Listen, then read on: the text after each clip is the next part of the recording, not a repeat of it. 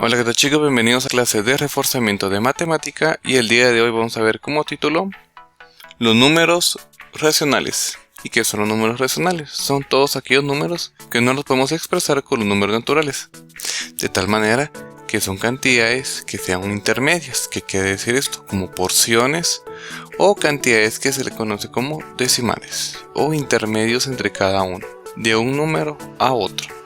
Entonces a continuación veremos con mayor detalle dichos números. Veamos, los números racionales están compuestos de la siguiente forma: por un numerador y un denominador, donde dice que el denominador no puede ser igual a 0. Quiere decir que el denominador tiene que ser otro número que no sea 0. Ahora veamos, los números racionales se pueden graficar de tal manera que a mí el denominador me dice en cuántas partes debo de partir un todo. Quiere decir que yo debo de partir una figura en 4 partes y el numerador me va a indicar cuántas partes debo de tomar de dicha repartición. Otra cosa que tenemos que tener en cuenta, chicos, es que los números racionales al momento de graficarlos debe de graficarse de tal manera que todas las partes en que se divida un todo deben de ser exactamente iguales. En este caso, pues, al trabajar con un pizarrón tiende a cambiar un poco el tamaño de las figuras, ¿verdad? Pero la repartición debe ser equitativa, de tal manera que si yo digo 4, en 4 partes iguales se debe de partir dicha cantidad o figura. En este caso yo debo de tomar o pintar 3 partes, es decir, que al graficar 3/4 nos queda de la siguiente forma: son 3 partes, o tomo, o como, o pinto, ¿verdad? 3 partes de 4. Muy bien, chicos, haciendo un pequeño paréntesis informativo, la diferencia entre los números racionales que se representan con la letra Q y los números irracionales que se representan con la letra I. Puede haber un poco de confusión, chicos, ya que ambos títulos o nombres tienden a parecerse un poco, pero existe una gran diferencia entre ellos dos. Como lo podemos ver, dice que los números racionales son todos los que se pueden representar mediante una fracción con denominador distinto a 0, como lo puede ser 3 quinceavos, 4 quinceavos, 10 quinceavos, un entero o un entero, 12 quinceavos, 2 y así sucesivamente. Esos serían para los números racionales. Ahora, para los números irracionales, dice que son los números que no se pueden representar mediante una fracción y cuya expresión decimal no es exacta ni periódica, como en este caso podemos usar de ejemplo la letra E, que esta se llama Euler, que tiene un valor de 2.1782 y así sucesivamente, una cantidad grande de decimales que no lo puedo representar como una fracción. Otro ejemplo podría ser pi, que su valor es 3.141592 y así sucesivamente, una gran cantidad numérica que en ocasiones algunos números de los irracionales no tienen fin, como en este caso pi no tiene fin. Es decir, que los decimales se extienden a tal magnitud que no se puede saber dónde termina.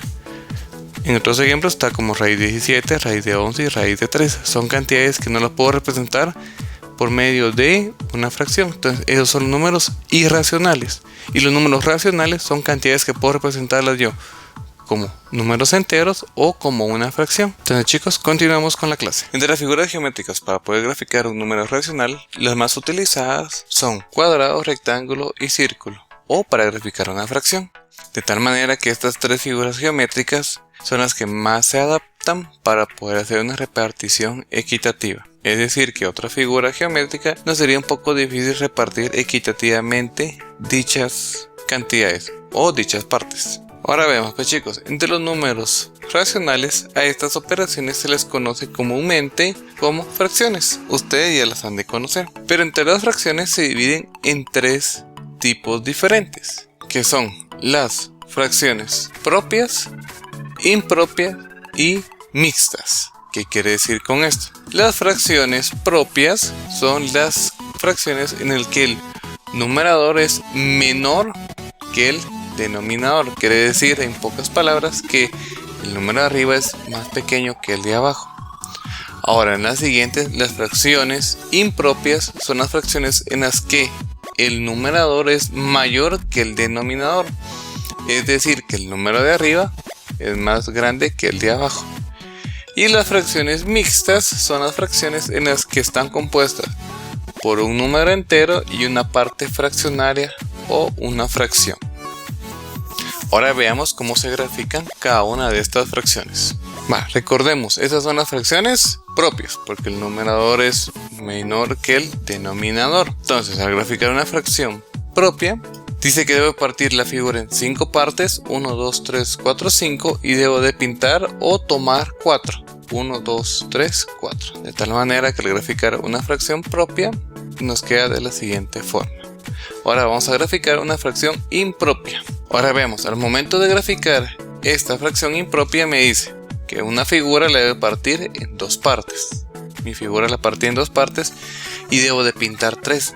Pero si nos damos cuenta, al pintar 3 no nos alcanza. Entonces debo de crear una figura idéntica a la anterior de tal manera que nos queda de esta forma. Y ahora sí debo de pintar lo que me hace falta, que en este caso sería una parte. Quiere decir que para graficar una fracción impropia, yo debo de crear tantas figuras necesarias para poder pintar lo que me están pidiendo. En este caso sería pintar o tomar. En este caso sería 1, 2, 3 partes que tomé y las figuras las partí en 2. Ahora veamos cómo graficar una fracción mixta. Al momento de graficar una fracción mixta, la parte entera, ¿verdad? Debo crear una figura, pintarla por completo y después debo crear otra figura idéntica a la que utilicé, ¿verdad? Que en esta sería la parte entera, y partirla en 3 partes y pintar o tomar 2. Entonces en este caso me queda que al graficar esta fracción mixta, que es un entero, 2 tercios, me queda de la siguiente forma. Un entero, que sería 2 tercios, 2 partes de 3. Ahora veamos otros ejemplos. En este caso dice 2 sextos, 5 cuartos y 3 enteros, 1 medio. Entonces vamos a graficar y nos queda de la siguiente forma. 2 sextos, una figura la parto en 6 y pinto 2. 5 cuartos, una figura la parto en 4, pero como no me alcanza otra figura, la parto en 4 y pinto 5. 3 enteros, 1 medio. Hago 3 figuras, las pinto por completo y la cuarta figura la voy a partir a la mitad. Recordemos, chicos, que siempre debemos usar la misma figura para poder graficar. ¿En qué sentido? Tanto para las impropias como para las mixtas. Yo no puedo venir y hacer aquí un círculo y aquí hacer pues un cuadrado, o aquí hacer un rectángulo y después hacer un círculo. Si yo empiezo usando la figura de un círculo, todas las figuras deben de ser un círculo. Si yo uso un rectángulo o cuadrado, debo usar siempre la misma figura. Ok, chicos, y aquí concluimos con nuestra clase de reforzamiento de matemática, y recuerden darle like al video, ver los demás tutoriales que aparecen en pantalla y principalmente realizar las hojas de trabajo que se entregarán en asociación Ventanas Abiertas. Así que nos vemos hasta la próxima.